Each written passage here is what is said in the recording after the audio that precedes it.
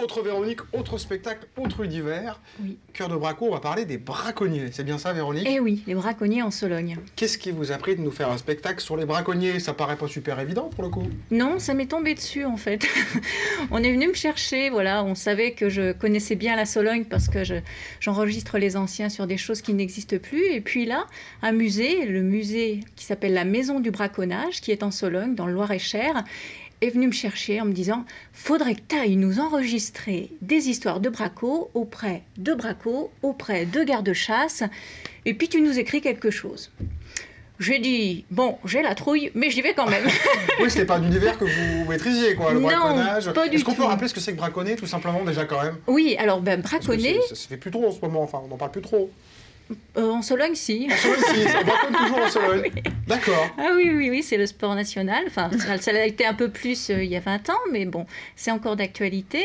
Le braconnage, c'est tout simplement chasser dans un lieu où on n'a pas le droit de chasser, quand on n'a pas le droit de chasser, des animaux qu'on n'a pas le droit de chasser parce que c'est plus la période, et avec des outils qui sont prohibés. D'accord. Voilà. Alors c'est l'un ou l'autre, hein, c'est pas forcément tout en même temps. Non, voilà, hein, on est d'accord, ça marche. Et ça peut aussi, en Sologne, ça concerne aussi les champignons, la girole, hein, c'est l'or de la Sologne. Ah, on braconne aussi si on va pêcher les champignons bien sûr, oui. au mauvais moment. Oui, surtout sur un territoire qui n'est pas le nôtre.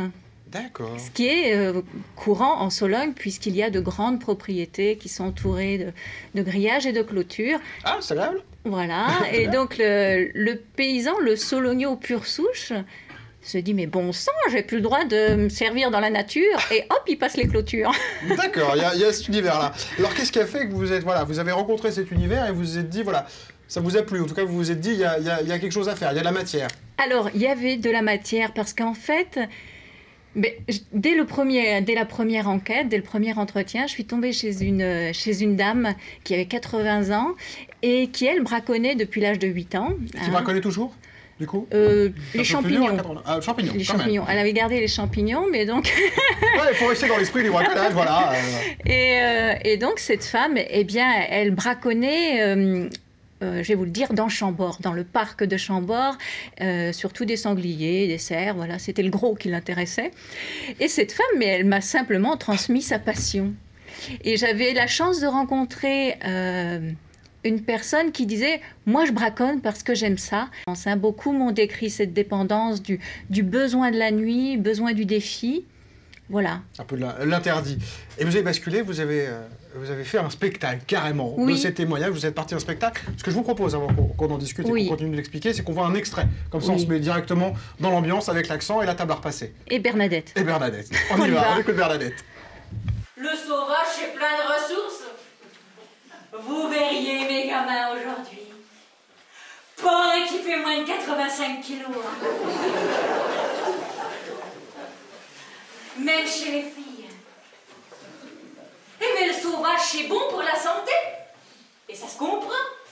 Regardez le sanglier. Le cochon, c'est une bête qui est puissante. Hein.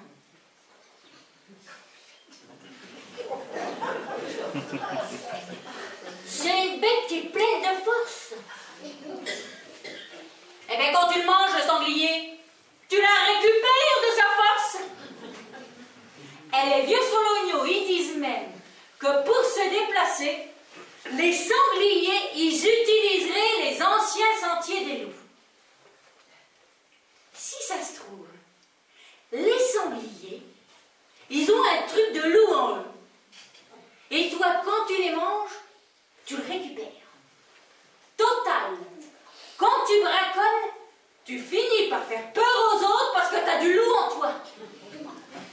Alors sur scène, il y a Bernadette, mais il y a tout son petit monde qui arrive autour d'elle quand même. Hein. Vous nous ramenez tout le monde. Ah oui, vous oui. Vous faites le sanglier, vous nous faites la cousine, voilà, vous faites tout le monde. Voilà, c'est vrai qu'il y a les animaux qui vont intervenir un petit peu, c'est assez étrange, mais ils ont le droit à la parole.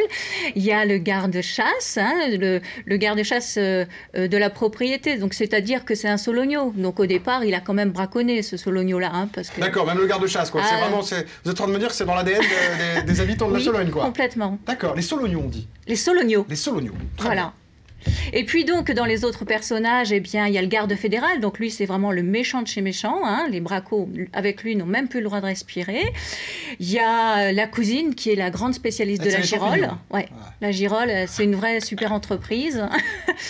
Je sais plus qui d'autre. Il y a Madeleine, il y a l'oncle Henri. Ces personnages-là, est-ce que justement, ils vous étaient inspirés de ces rencontres que vous avez faites? Ah oui. Vous les avez piqués à des vrais gens? Et ouais, alors c'était... vous faites bien de la planche à repasser, dites donc. Excusez-moi, on va répondre à la question, mais Bernadette est une...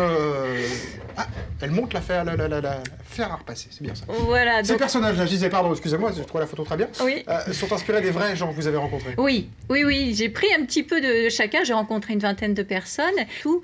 Et avec tout ça, ça fait un spectacle qui est... pétillant, savoureux. Plein d'humour et drôle, quoi. Ah, oui. C'est vraiment, on est là, on entendait les gens rire, oui. on est dans un spectacle où on va pouvoir s'amuser. Oui, oui. Est-ce que les gens que vous avez rencontrés l'ont vu, ce spectacle? Oui, qu'est-ce c'était beau. Ils se sont retrouvés? C'était beau. Ils ont rigolé ou pas, eux aussi? Oui, ils ont rigolé. Et dans les personnes que j'ai enregistrées, donc il y avait 2 femmes, elles pleuraient à la fin et elles disaient « Enfin, on est reconnus ». Parce qu'en Sologne, on parle du braconnage, mais surtout les hommes. Et là, voilà, on mettait à l'honneur les femmes. Et c'est vrai que sur scène, c'est une femme qui braconne. Et ça, c'est quelque chose pour la Sologne. Voilà. Parce que les femmes braconnent pas trop? Si, mais on le dit moins. On le dit moins. Elles braconnent, mais plus cachées. D'ailleurs, on ne dit pas trop braconner, c'est pas bien, faut pas trop s'en vanter. Après, non, sauf quand on est à la retraite, mais... Il y a prescription maintenant. Voilà. Alors, samedi 14, dimanche 15, on a mis le numéro de téléphone parce qu'il y a différentes représentations. Et comme je suis curieux, qu'est-ce qui vous a fait atterrir en Sarthe? C'est que j'y suis née, mon pauvre ami. Ah voilà, les Sartois reviennent en Sarthe, très bien. Et j'aime ça. Sartoise la vie. Merci en tout cas d'être venu sur LMTV Sarthe, nous reparler de ce spectacle Cœur de Braco.